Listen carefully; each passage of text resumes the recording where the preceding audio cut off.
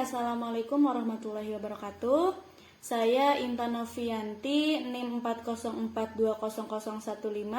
Di sini saya akan mempresentasikan tentang dramatisasi puisi, mata kuliah apresiasi puisi guna mengumpulkan tugas apresiasi puisi dan dosen pengampu Bu Cynthia Nurika Irma.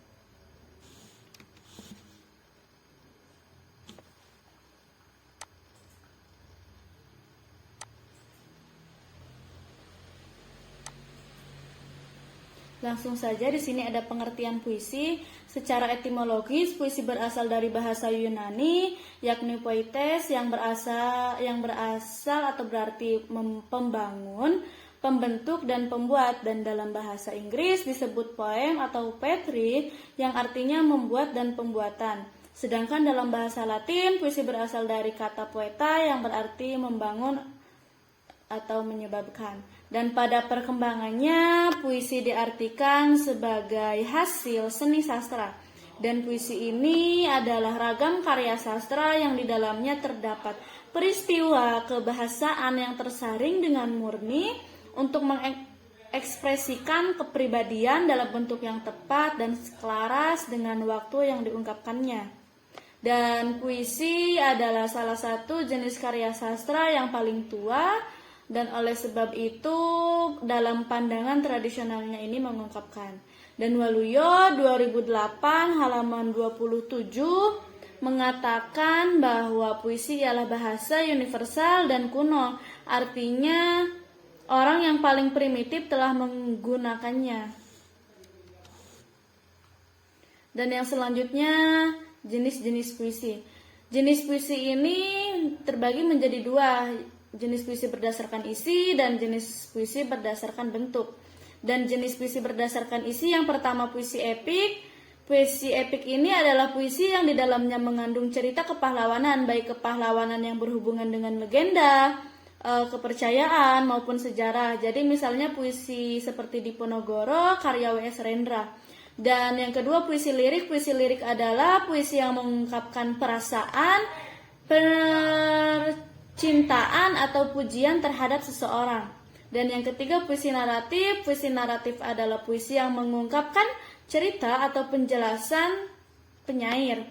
Dan yang keempat ada puisi dramatik. Puisi dramatik ini adalah salah satu jenis puisi yang secara objektifnya menggambarkan perilaku seseorang, baik lewat lakuan, dialog ataupun monolog, yang sehingga mengandung suatu gambaran kisah tertentu. Dan yang kelima ada puisi didaktik. Puisi didaktik ini adalah puisi yang berisi pelajaran etika, moral ataupun agama.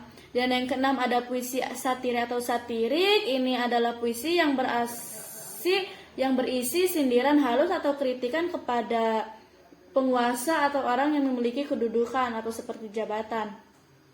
Dan yang ketujuh puisi romance atau romansa. Di sini adalah jenis puisi yang berisi luapan cinta dan kasih sayang penulisnya. Dan yang kedelapan ada puisi elegi. Ini adalah puisi yang mengungkapkan perasaan duka, seperti misalnya elegi Jakarta karya Asrul Sani yang mengungkapkan perasaan duka penyair di kota Jakarta. Dan yang kesembilan ada puisi ode. Puisi ode ini puisi berisi pujaan terhadap seseorang, sesuatu hal, atau keadaan. Dan yang ke-10 ada puisi himne. Puisi himne ini adalah puisi yang dengan maksudnya untuk memuja. Dan himne ini penyair dapat memberikan pujaan bagi Tuhan, pahlawan, ataupun tanah air. Dan yang selanjutnya jenis puisi berdasarkan bentuk. Yang pertama puisi lama. Puisi lama adalah puisi yang sudah ada sejak zaman dahulu dan biasanya digunakan dalam upacara-upacara adat. Yang kedua puisi baru. Bentuk puisi baru ini lebih bebas daripada puisi lama, baik segi jumlah baris, suku kata maupun rima. Dan yang ketiga bentuk puisi modern. Bentuk puisi modern ini adalah sebuah jenis karya sastra yang tidak terikat dengan aturan-aturan baku dan dalam proses pembuatannya serta pembacaannya. Dan yang keempat ada bentuk puisi kontemporer. Ini puisi adalah bentuk puisi yang berusaha keluar dari ikatan konvensional puisi itu sendiri. Dan yang selanjutnya ada klasifikasi puisi. Klasifikasi puisi berdasarkan jenisnya meliputi yang pertama ada puisi transparan, adalah puisi yang mudah dipahami, tidak ada kata-kata atau lambang yang sukar dipahami. Dan yang kedua ada puisi prismatis. Puisi prismatis ini penyair mampu menyelaraskan kemampuan menciptakan majas, verifikasi, diksi, dan pengimajinasian sedemikian rupa sehingga pembaca tidak terlalu mudah menafsirkan makna puisinya, namun tidak terlalu gelap. Dan yang ketiga puisi kontemporer. Puisi kontemporer ini adalah bentuk puisi yang berusaha keluar dari ikatan konvensional puisi itu sendiri. Dan yang keempat ada puisi mbeling. Puisi mbeling ini merupakan nama sebuah kolom pada majalah.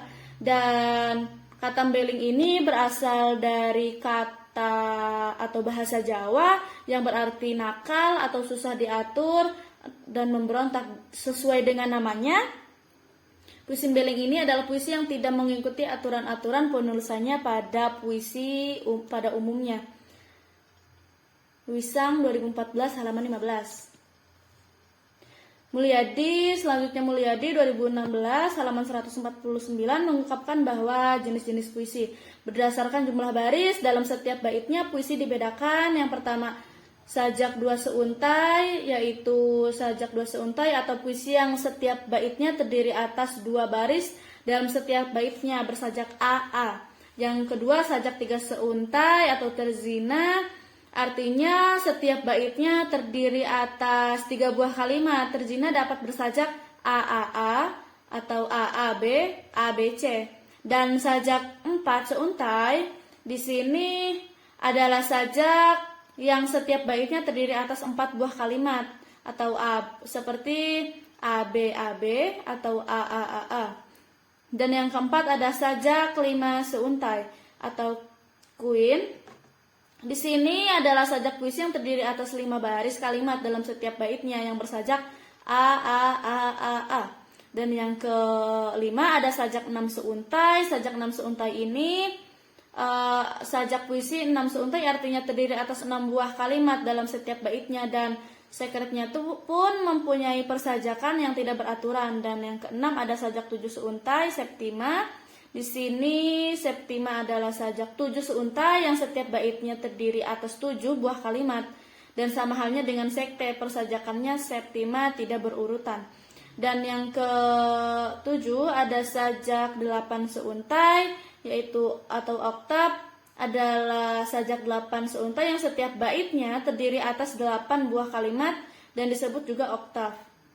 Dan yang ke-8 ada soneta. Soneta berasal dari kata soneto dalam bahasa Italia yang berarti dari kata yang sono yang berarti bunyi atau suara. Jadi sajak ini mengungkapkan bunyi dan suara. Dan berdasarkan isi kandungannya, puisi dibedakan menjadi ode dan puisi himne, puisi elegi, puisi epigram, puisi satire, dan romansa dan baladas. Next, Mulyadi mengungkapkan bahwa jenis-jenis puisi berdasarkan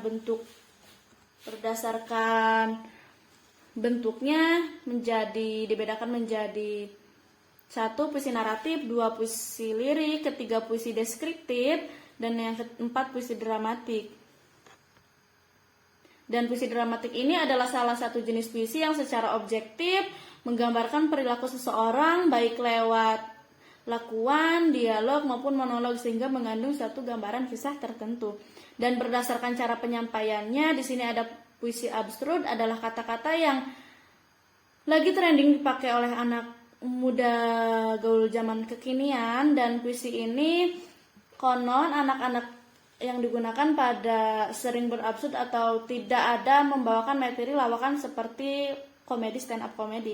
Dan yang kedua puisi sufi. Puisi sufi ini adalah puisi salah satu wujud ekspresi dari konten-konten spiritual yang mencoba digambarkan oleh para arif.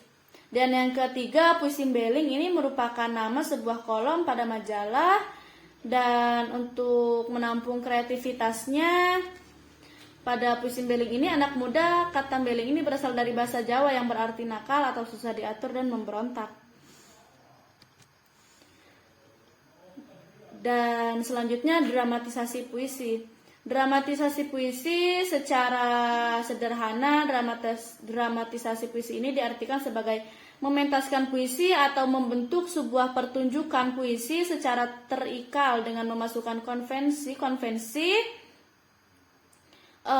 teater dan tata panggung dan seperti drama pada umumnya. Jadi dramatisasi puisi ini juga memiliki naskahnya berasal dari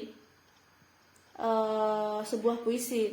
Dan dramatisasi ini muncul pada tahun 70-an dan masih pada awalnya dramatisasi ini dilakukan dengan pola satu orang membaca utuh dan puisinya itu lalu beberapa kata yang dianggap menyangatkan dalam puisi itu. Dan puisi ini dipilih untuk didramatisasikan sebaiknya yang mengandung tokoh, dialog juga alur atau plot, sehingga akan lebih mudah untuk didramatisasikannya. Dan tujuan mendramatisasikan sebuah puisi ini justru untuk memvisualisasikan puisi tersebut dan membantu menjadi lebih hidup dan membuatnya menjadi lebih bisa diapresiasi serta dipahami oleh pembaca maupun penonton. Dan secara sederhana, dramatisasi puisi ini bisa diartikan sebagai mementaskan puisi atau membentuk sebuah pertunjukan puisi secara terikal dengan memasukkan konvensi-konvensi teater dan tata panggung.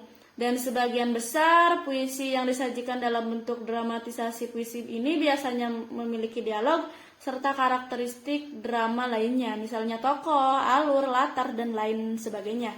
Dan menambahkan unsur-unsur lainnya tentu diperbolehkan, tetapi selama hal tersebut tidak mengganggu atau menggaburkan jiwa puisi. Dan selanjutnya, dramatisasi puisi atau mendramakan puisi ini hakikatnya adalah mendialogkan puisi. Dan Hartoyo 2009 halaman 9 bahwa karakteristik drama adalah dialog dan dramatisasi adalah diartikan sebagai upaya mendialogkan puisi. Dan puisi ini untuk dramatisasi memiliki unsur-unsur dramatik berupa dialog di samping unsur-unsur naratif berupa cerita. Dan dramatisasi ini memerlukan penyutradaraan sederhana. Dan puisi ini dilihat dari segi bentuknya dan jenisnya dapat bermacam-macam.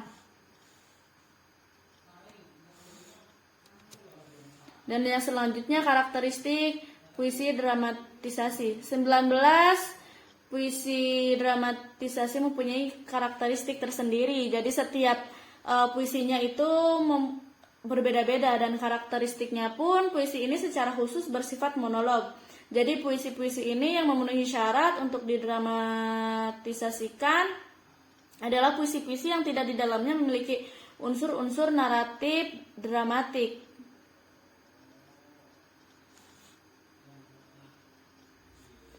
Dan penulisannya ini pada 19 puisi, dan puisi ini untuk didramatisasikan tidak terlalu pendek serta bisa benar-benar untuk dikolaborasikannya. Doyin 2008 halaman 6. Berdasarkan berbagai pendapat tentang pengertian dramatisasi puisi, maka dapat disimpulkan bahwa dramatisasi puisi merupakan kegiatan mengubah puisi menjadi drama. Artinya menjadikan puisi sebagai sumber inspirasi untuk membuat drama.